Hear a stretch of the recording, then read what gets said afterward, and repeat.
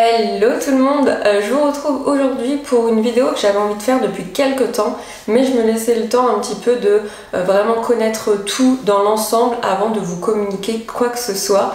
J'avais envie vraiment de faire aussi une vidéo assez complète. Elle risque d'être longue, mais je vous mettrai dans la barre d'infos la timeline pour aller vers soit le côté reconversion ou soit le côté micro-entreprise, comment ça se passe. Mais j'avais vraiment envie de faire tout un bilan de tout avant de vous parler de tout ça.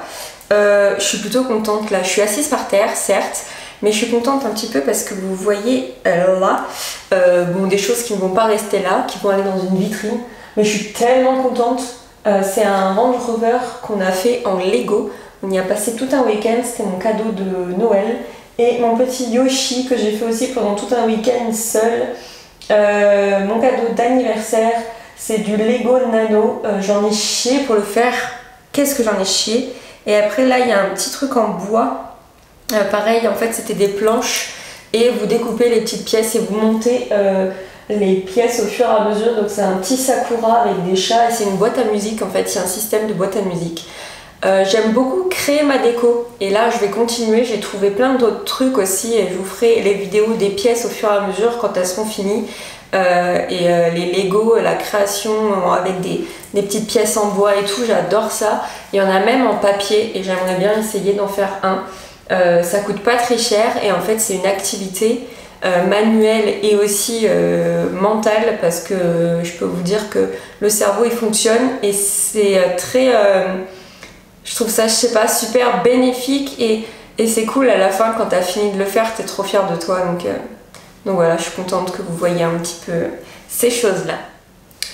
Donc en premier, avant de vous parler de reconversion, même de création de micro-entreprise, en tout premier lieu, j'ai assez de recul aussi pour vous le dire, vraiment le travail ne doit pas être associé à un fardeau, à des contraintes, à du mal-être, à une obligation qui vous puise de l'énergie et qui vous fait beaucoup de mal. Pourquoi je vous dis ça? Parce que moi je suis passée par là et dernièrement j'ai été au téléphone avec une de mes amies, anciennes collègues de mon entreprise donc d'avant, qui était au plus mal.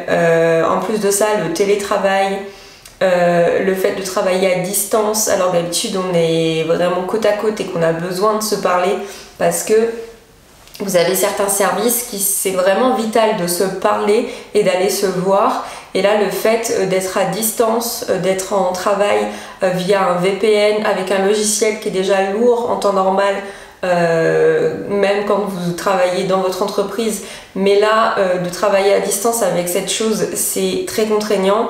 Et il faut faire toujours plus vite, toujours plus. Avant, mon ancienne entreprise ne faisait pas forcément payer en avance. Et là, ils se rendent compte que vu que l'économie va peut-être se casser la gueule suite à tout ce qui s'est passé, maintenant il faut vite être payé, il faut vite envoyer les factures et c'est le travail de mon amie. Et donc du coup, elle me disait, mais si tu savais, on a à peine envoyé les commandes, il faut déjà facturer et ça bug et machin. Et... mon ancienne entreprise a aussi travaillé, à la base c'était vraiment sur les animaux, mais il y a aussi une partie humain qui s'était développée déjà quand j'étais là. Et là forcément ils ont créé un test de dépistage Covid-19 et donc forcément il faut vite le faire analyser par l'Institut Pasteur, par tout ce qui est agrément et il faut très vite l'envoyer. Ils en ont déjà envoyé en Chine des millions de tests et donc forcément il faut vite être payé. Et en gros, pour vous conclure tout ça, elle est en plein burn-out, elle va péter un câble et elle m'a vraiment dit, j'ai limite envie de poser ma lettre de démission du jour au lendemain et de me barrer. Donc je lui ai dit non, ne fais pas ça, là t'es vraiment dans le dur, tu vas réagir sous la colère, sous la frustration, sous tout ce qui va pas, il ne faut pas faire ça. Il faut vraiment pas prendre un choix quand vous êtes au plus mal dans votre entreprise ou dans votre vie, dans votre couple, dans tout ce que vous voulez. Il faut vraiment attendre un moment de lucidité dans le sens où à un moment ou un autre, tout ce flou, toute cette colère, toute cette peur, toute cette panique va retomber et vous allez être 100% lucide, et là il faut poser vraiment le pour et le contre, il faut poser des conditions, il faut réfléchir, si je m'en vais, comment ça va se passer, si je veux changer de boulot ou si je veux changer complètement de domaine, comment je dois faire, et vraiment s'organiser, mais ne pas faire ça du jour au lendemain. Comme j'ai déjà pu faire aussi, ne pas faire d'abandon de poste, comme j'ai déjà pu faire aussi, ce n'est vraiment pas bon, en fait vous êtes déjà dans une mauvaise situation, mais là vous l'aggravez d'autant plus. Et en plus de ça, un abandon de poste, ça va durer plusieurs mois alors avant qu'on vous licencie pour faute grave. Être licencié pour faute grave, c'est pas forcément super reluisant, surtout si derrière vous voulez retravailler dans un domaine où votre patron connaît le nouveau patron, que vous allez postuler, ou alors même pour tout ce qui est aide financière, Pôle emploi ou autre. Si vous leur dites que vous avez démissionné, c'est quelque chose, que vous avez fait une rupture conventionnelle, c'est encore mieux, mais si vous leur dites ou s'ils apprennent que vous avez fait un abandon de poste et que vous avez été licencié pour faute grave, ça sera pas la même chanson. Donc faut vraiment pas faire ce genre de bêtises, même si on est au plus mal. Au pire, on va chez le médecin, on pose un arrêt, on communique avec votre directeur ou avec la RH en leur disant je ne vais pas bien, il faut que je sois arrêtée, il faut que je prenne des vacances. Prenez des congés, faites-vous arrêter, restez chez vous, et là réfléchissez vraiment hors contexte du travail et hors ce tourbillon infernal dans lequel vous n'arrivez pas à vous extirper, et là prenez des décisions vraiment mûrement réfléchies. Une des raisons aussi pour lesquelles moi je suis partie et qu'il y a certains postes que je n'ai jamais acceptés, c'est aussi quand ça va contre les valeurs que vous avez. Par exemple, là, éthiquement, ce qu'on faisait par rapport au cheptel, au bétail, aux animaux, ça commençait de plus en plus à me faire du mal, parce que je me disais que j'étais en train de travailler dans un domaine où on était à l'encontre de mes valeurs. L'entreprise aussi, avec les personnes qui dirigeaient cette entreprise, était à 20 000 lieues de mes valeurs, de ce à quoi j'aspirais dans la vie, de l'éthique dans laquelle ils travaillaient, du côté humain dans lequel ils travaillaient, parce qu'il n'y en avait presque pas. J'ai vécu des choses, j'ai vu des choses, j'ai lu des choses que je ne pensais pas vivre, voir, lire, entendre un jour dans ma vie. Quand les gens ne sont que des numéros, ou quand les gens ne sont que des petites mains qui vous ramènent des sous, et que on gagne des énormes marchés, des énormes appels d'offres, mais qu'on ne met pas en valeur aussi les dommages collatéraux, franchement ça a commencé sérieusement à m'atteindre, mais à m'atteindre mentalement, mais aussi physiquement, parce qu'au bout d'un moment le corps parle pour vous. Quand vous vous biaisez et quand vous voilez la face, au bout d'un moment votre corps va vous tirer des gros signaux d'alarme, et si vous ne les écoutez pas, c'est pas grave, il va en faire d'autant plus. À un moment il va vous rendre KO, et là vous allez commencer à comprendre. Aussi, ce que j'avais envie de dire, c'est qu'une reconversion est tout à fait possible à n'importe quel âge, c'est tout à fait possible. Et aussi, vivre de sa passion est totalement possible aussi. Il y a beaucoup trop de gens qui, comme je vous disais au début, associent le travail à un fardeau, à quelque chose de chiant, à quelque chose de vraiment où on y va à reculons. Une passion peut vous faire gagner votre vie, peut vous faire manger, peut vous faire payer votre maison, votre loyer, vous faire acheter une voiture, il n'y a pas de problème. Ce n'est pas parce que c'est une passion, qu'on prend du plaisir, qu'on aime faire ce qu'on fait, que forcément c'est juste un hobby ou c'est juste un passe-temps.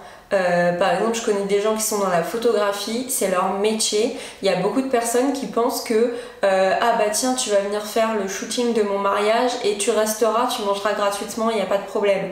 Non, on ne paye pas les gens par le fait de manger, par le fait, je sais pas, d'avoir des objets, de la nourriture ou quoi que ce soit. Ça ne se passe pas comme ça. Après, il y a le shooting photo qui est déjà du travail. C'est pas parce que vous êtes dans un moment festif que la personne qui fait les photographies est aussi en moment festif. Il y a aussi le côté travail, faire attention à la lumière, le fait qu'il y ait beaucoup de personnes, que tout le monde n'apprécie pas forcément de se faire photographier, donc il va falloir faire un petit peu aussi un jeu de rôle pour que les gens se sentent bien. Et derrière aussi, après, il y a tout le dérochage des photos, il y a tout le traitement des photos, il y a s'il y a enfin, je sais qu'il y en a, ils font des montages pour avoir toutes les photos sur un film, il y en a, ils font des albums, donc c'est du boulot en fait. Et tu ne peux pas dire à la personne, je vais te faire venir gratuitement, tu mangeras gratuitement, il n'y a pas de problème, tu me fais mon shooting photo. Ça ne se passe pas comme ça. Donc une passion peut devenir professionnalisante et peut devenir du coup votre gagne-pain, il n'y a pas de problème. Moi quand j'ai parlé du fait de faire des bracelets ou le fait de travailler avec des femmes ou des personnes pour faire des programmes sportifs, les gens m'ont dit mais tu vas demander de l'argent pour ça? Bah ouais en fait. Un bracelet, c'est une confection, c'est une réflexion. Après, c'est aussi le temps de faire le bracelet, de l'envoyer, de l'emballer. Et puis, je paye les perles, je paye les élastiques, je paye les enveloppes, je paye mon logo que j'ai fait faire, je paye les autocollants, je paye les étiquettes, je paye tout en fait. Et oui, au bout d'un moment, c'est un travail qui mérite un salaire. Et je peux pas donner des bracelets comme ça. Enfin, il y en a, et en gros, ils me disaient, mais donne-les. Bah non, en fait, on se brade pas, c'est vraiment du travail. Faire un programme sportif, c'est du travail aussi. C'est discuter avec la personne, voir si elle va accepter certaines choses, comment elle va, psychologiquement, physiquement, mettre en place un programme de A à Z, prendre des nouvelles d'elle. Je dis souvent, je parle au féminin parce que j'ai que des clientes pour l'instant. Pour les programmes sportifs, pas pour les bracelets, j'ai aussi des hommes et ça je suis contente. Et voilà, au bout d'un moment, il y a tout un cheminement à faire et c'est possible. Une passion peut devenir votre gagne-pain, il n'y a pas de problème. Donc pour en venir vraiment à la reconversion, moi ce que j'ai fait en fait c'est que déjà j'ai fait ma rupture conventionnelle, j'ai fait toutes les démarches au niveau administratif, je vous en reparlerai après. Et rien que d'avoir fait ça, ma tête elle est déjà mieux dans le sens où j'étais pas en surcharge mentale en me disant est-ce que ça va le faire, est-ce que je vais avoir ci, est-ce que je vais avoir ça. J'ai fait tout ce que j'ai pu faire d'un point de vue Pôle emploi, changement de statut, les impôts, les complémentaires santé, la sécurité sociale. J'ai fait tout ce qu'il y avait à faire pour être vraiment sûr que ça le fait quoi. Donc ça a été très rapide parce que en 2 ou 3 semaines tout ça s'est mis en place. Bon, Pôle emploi, j'ai quitté mon entreprise mi-juillet, j'ai touché mon premier Pôle emploi, ma première allocation en octobre.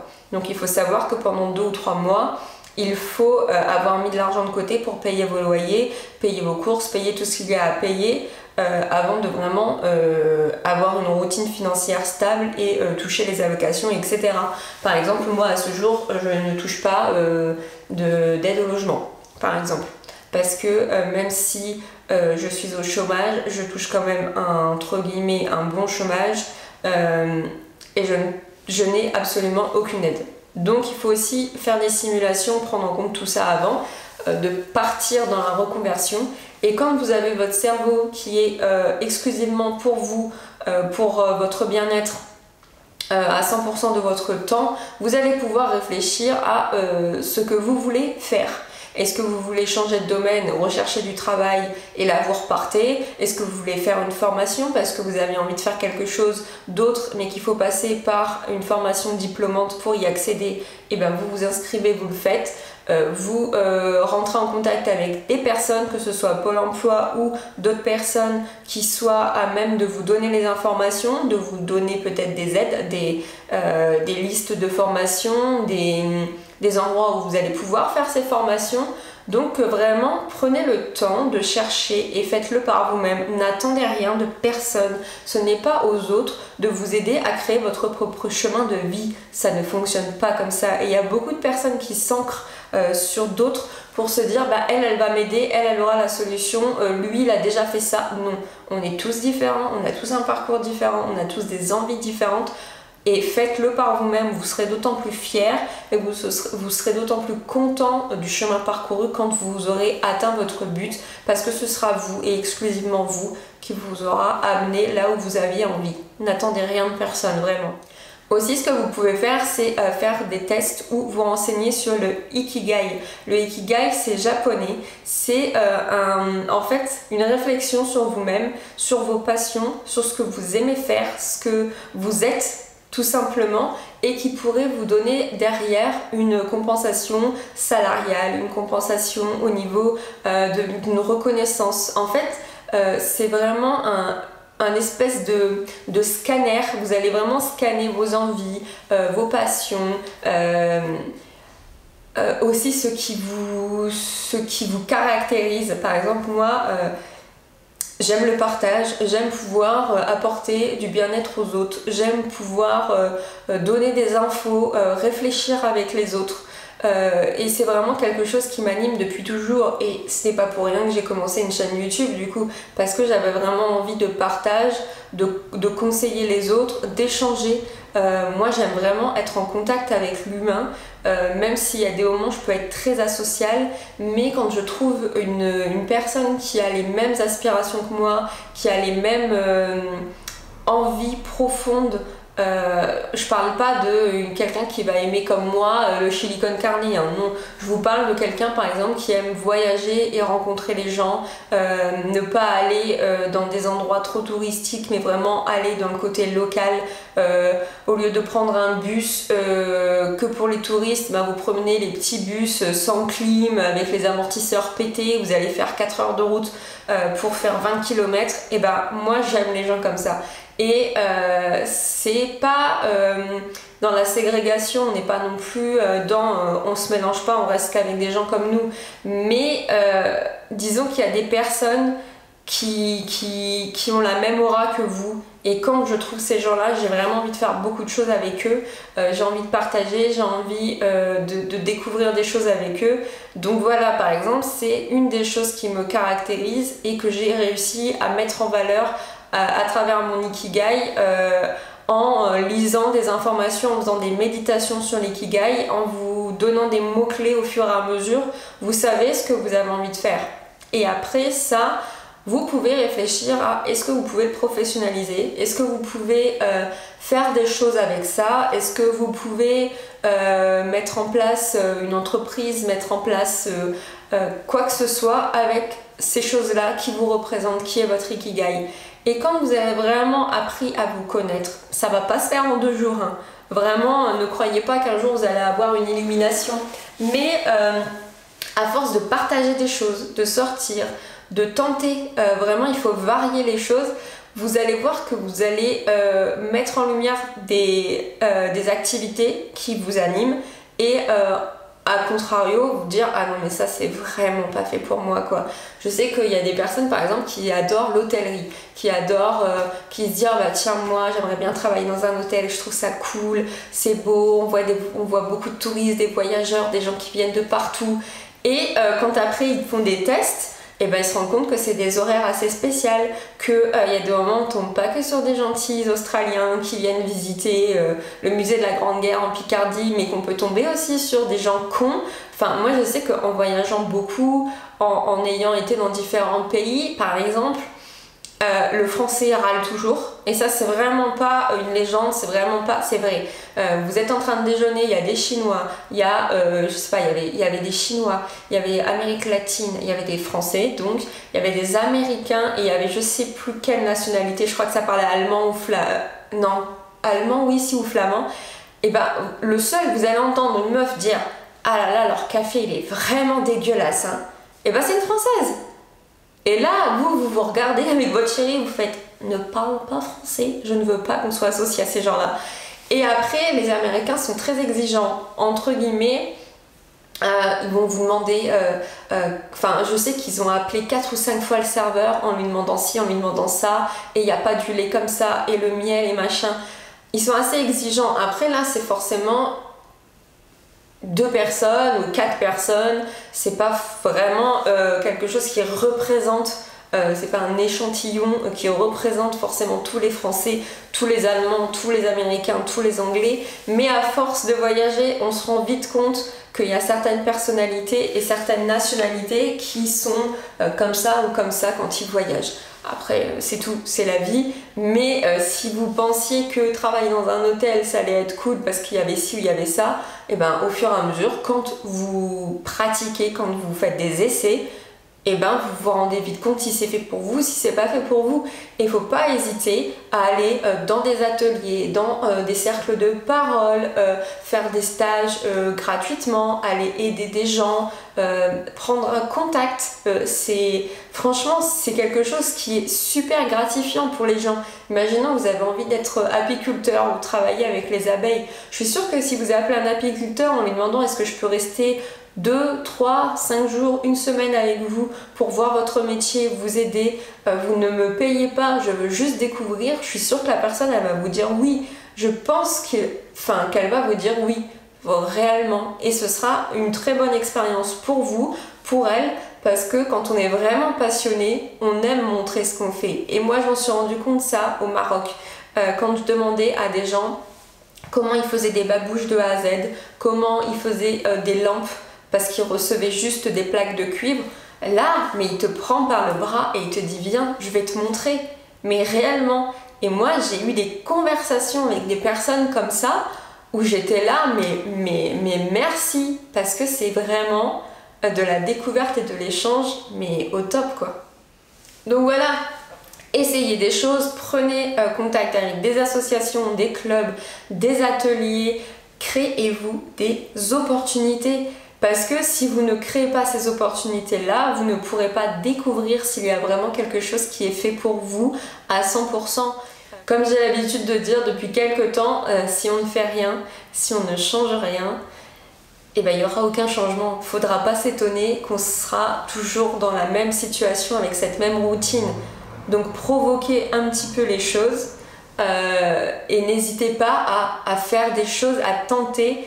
Et si c'est pas fait pour vous, ben c'est pas grave, vous ferez demi-tour et vous vous direz, ben, expérience faite, ce n'est pas fait pour moi, on passe à autre chose, il n'y a pas de problème. Et quand bien même si la première fois ça le fait pas, et ben prenez ce qu'il faut, faites votre popote, aménagez la chose comme vous avez envie de le faire. Et voilà, après on est tous différents et une équation pour une personne n'est pas la même pour vous. Donc vraiment, tentez les choses, il n'y a que ça à faire. Ensuite, oui, comme je vous disais, moi par exemple, j'ai le Pôle emploi, il n'y a pas de problème. Quand vous démissionnez ou même que vous partez comme moi avec une rupture conventionnelle, vous allez avoir le droit au chômage. Et moi, j'ai le droit au chômage qui est bien sûr un peu imputé par rapport à mon chiffre d'affaires, mais je vais vous en parler après. Mais vous avez le droit au chômage, vous avez le droit aux APL pour certains, vous avez le droit même à d'autres aides financières, il faut se renseigner selon les contextes, selon les entreprises, si c'est une reprise d'entreprise, si vous la créez, il y a toujours des aides possibles, renseignez-vous, demandez aussi à Pôle emploi, demandez à des associations où il y a aussi des cabinets qui vous aident là-dessus. N'hésitez pas à faire des simulations, etc. Vous ne serez pas du jour au lendemain sans rien du tout. On est quand même en France, on est un pays qui est quand même assez riche au niveau des aides financières selon les contextes, etc. Donc voilà, il faut juste chercher, on va pas forcément vous le dire, vous le donner sur un plateau, mais faites vos propres recherches. Moi je me souviens qu'à Nancy, j'avais pas le droit au Pôle emploi. Ni au RSA ni rien du tout parce que je venais de sortir de mes études et je n'avais jamais travaillé, donc forcément j'avais le droit à rien. Et en allant voir une assistante sociale, elle m'a débloqué 1 500 € pour acheter un véhicule pour pouvoir aller travailler. Et je me souviens que j'avais acheté une 206 cc, oui, à 1 499 € parce qu'on me donnait 1 500 €. Et voilà, donc tout est possible, mais il fallait aller voir les bonnes personnes pour vous donner les informations et savoir que ces aides-là existaient. En ce qui concerne la micro-entreprise, j'ai choisi de créer une micro-entreprise pour plusieurs raisons. De 1, c'est très facile à faire, c'est très rapide. De 2, il n'y a pas beaucoup d'impôts, vous n'êtes pas beaucoup imposé. Et en plus de ça, la première année, vous ne payez pas de cotisation. Vous êtes exempté de cotisation pour la première année. De 3, si ça se passe pas bien, si la micro-entreprise ne va pas dans le sens où vous vouliez ou qu'au final vous n'avez plus envie de faire ça, elle est complètement supprimable du jour au lendemain, très rapidement, sans frais, sans rien. Donc c'est une des raisons pour lesquelles je voulais faire une micro-entreprise. En plus de ça, vous pouvez gagner jusqu'à 70 000 € de chiffre d'affaires sans que vous ayez besoin de passer à un statut plus haut. Donc 70 000 € pour moi par rapport à ce que je fais, donc la vente de bracelets et dans le futur la vente de bougies, moi je peux aller jusqu'à 70 000 €. Si vous faites vraiment de l'achat et revente de marchandises, vous pouvez aller jusqu'à 170 000 €. Donc c'est plutôt cool parce qu'avant c'était 35 000 et 35 000, mine de rien, ça peut aller vite. Le chiffre d'affaires, c'est quand vous vendez. Par exemple, je vends mes bracelets à 20 €. Si dans le mois j'en ai vendu 4 fois 20 €, c'est mon chiffre d'affaires. C'est différent de bénéfices, dividendes, etc. Ça c'est pareil, la micro-entreprise jusqu'à novembre 2019, vous deviez payer 200 € un stage de 2 ou 3 jours pour vous aider justement à savoir parler un petit peu tout ce qui était comptabilité, etc. Maintenant ce n'est plus obligatoire, mais moi ce que j'ai fait c'est que je me suis renseignée moi-même sur internet parce que le statut de micro-entreprise ne vous oblige pas à avoir un comptable, donc forcément vous êtes le propre comptable, vous êtes la secrétaire, vous êtes la créatrice du site internet, vous êtes la gérante des achats, du stock, de la logistique. Donc voilà, vous êtes multicasquette quand vous êtes micro-entrepreneuse. Donc voilà, mais vous pouvez chercher par vous-même et vous former par vous-même sur la comptabilité, sur tout ce que vous voulez, la publicité, etc. quoi. Donc ce qui s'est passé, c'est que vous faites en premier lieu un dossier, renseignez-vous, ou alors vous faites comme moi, vous envoyez un mail à la Chambre des métiers et de l'artisanat pour leur demander quels sont les papiers qu'il faut pour créer une micro-entreprise. Vous allez donc du coup créer votre dossier avec tous les papiers, vous allez donner le nom de votre entreprise, vous allez payer 96 €, 15 € de plus si vous voulez la carte pour faire les marchés. Moi je ne l'ai pas fait parce que j'ai pas forcément envie de vendre mes bracelets sur le marché parce qu'ils sont personnalisables et il faut que je réfléchisse à comment je mettrai en place les choses. Vous allez demander à votre propriétaire une autorisation de domiciliation de votre entreprise dans votre logement que vous louez et aussi une autorisation d'exercer votre activité et de recevoir du matériel chez vous. Quand vous avez tous ces petits papiers, vous allez à la Chambre des métiers, elle vérifie tout, elle vous remercie gentiment avec un joli sourire et quelques jours après vous allez recevoir un accusé de réception de ce dossier avec toutes les informations que vous avez communiquées et on va vous donner votre numéro de SIRET. La Chambre des métiers et de l'artisanat va communiquer aussi avec l'URSSAF et vous allez recevoir aussi un document de l'URSSAF vous expliquant que vous êtes bien enregistré chez eux, avec tel numéro de SIRET, telle activité, votre nom, votre prénom et le domicile à lequel est rattachée l'entreprise et voilà, c'est fait et vous pouvez commencer du coup votre activité. Voilà comment ça s'est passé pour moi. Au bout de 3 mois, 4 mois, vous devez déclarer à l'URSSAF parce que moi j'ai demandé de faire mes déclarations à l'URSSAF de manière trimestrielle. Vous pouvez faire aussi de manière mensuelle. Et là, en avril, j'ai déclaré du coup mon chiffre d'affaires, donc ce que j'avais vendu depuis la date de création de mon entreprise et vous payez du coup une taxe selon ce que vous avez déclaré. Bien sûr, si vous déclarez 300 €, vous payez tant et si vous déclarez 1500 €, vous allez payer tant. Mais franchement, c'est pas très cher. Personnellement, je l'ai fait et j'ai pas payé beaucoup. Je m'attendais à plus que ça, mais franchement, ça. Donc du coup, comme je vous avais dit, je perçois le chômage, l'ARE plus précisément, qui n'est pas à 100% parce que forcément je me suis déclarée en tant que micro-entrepreneur depuis la date de création de Moucha et du coup j'ai environ dans les 70-80% selon les mois forcément. Si j'ai beaucoup vendu de bracelets, je vais devoir déclarer ça à Pôle emploi. Tous les mois en fait je dois déclarer, de toute façon il y a l'actualisation qui est faite à Pôle emploi et en plus de ça je dois déclarer mon chiffre d'affaires du mois imputé de 50% parce que je fais partie du domaine service, de la catégorie service. Donc je dois diviser en deux mon chiffre d'affaires du mois et déclarer ça à Pôle emploi en leur envoyant un document en fait tous les mois via la plateforme Pôle emploi. C'est très simple, c'est très rapide. Même l'URSSAF, l'URSSAF, il y en a beaucoup qui se disent que c'est de la merde, que c'est pas simple.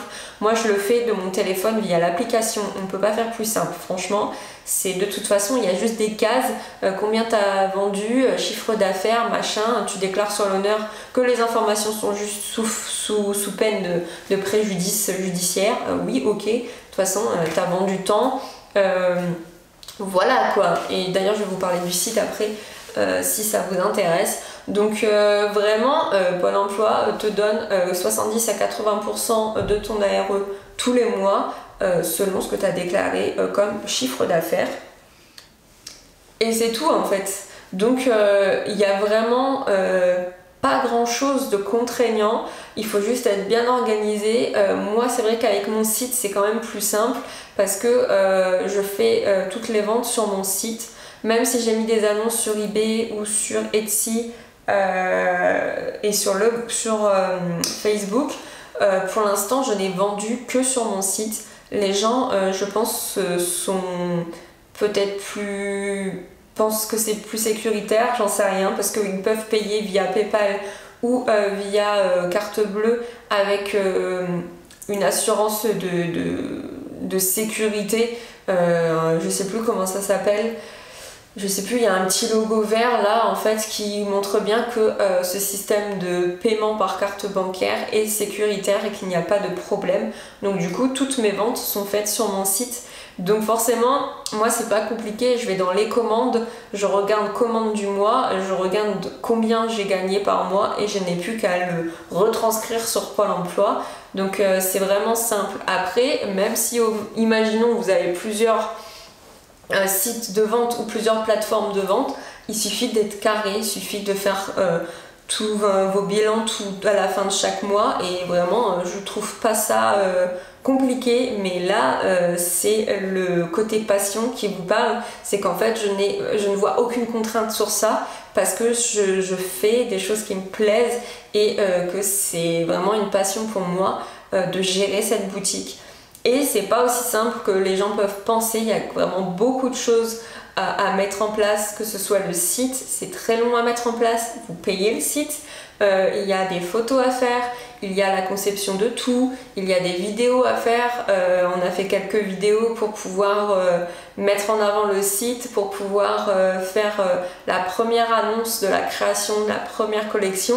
Et ben on s'est pelé plusieurs heures dehors parce que je voulais absolument mettre les pierres dans l'eau, les bracelets dans l'eau avec des vagues et tout, et quand vous rentrez sur le site Moucha, vous avez cette vidéo qui se déclenche qui fait 20 secondes et en fait ça a été une galère sans nom parce que les vagues elles n'arrivent pas toutes à la même force au même endroit et vous placez le truc et il y a tout qui se renverse et vos bracelets ils partent dans la mer, vous courez les récupérer, vous remerciez le ciel qu'il soit assez lourd parce qu'il tombe dans le fond et voilà, et c'était enfin c'est du temps, c'est de la mise en place, c'est réfléchir à tout, c'est créer les fiches produits, c'est faire les photos, retoucher les photos, donc c'est du temps, mais pour moi c'est une passion, donc j'adore faire ça. Et là en ce moment je suis en train de créer la future collection qui va arriver sûrement fin mai, début juin. Et j'ai hâte parce que ça va être encore un autre style. J'essaye vraiment là de sortir des collections qui sont très différentes les unes des autres pour pouvoir toucher un maximum de gens. Et voilà, j'espère que en tout cas ça vous plaît parce que moi j'aime ce que je fais. Donc voilà, c'était vraiment une vidéo que j'avais envie de vous faire pour vous montrer, vous expliquer que tout est possible, qu'il y a une multitude de choses à faire dans ce monde et qu'il y a forcément quelque chose qui vous convient. Et que si vous êtes dans un endroit qui ne vous convient plus, et ben allez-vous-en quoi. Sur ce, je vous souhaite une belle... Vous avez entendu Sophie qui a éternué ? Sur ce, je vous souhaite une belle soirée, une belle après-midi ou une bonne journée selon le moment où vous regarderez la vidéo. Et je vous dis à très bientôt dans une prochaine vidéo. Bye tout le monde!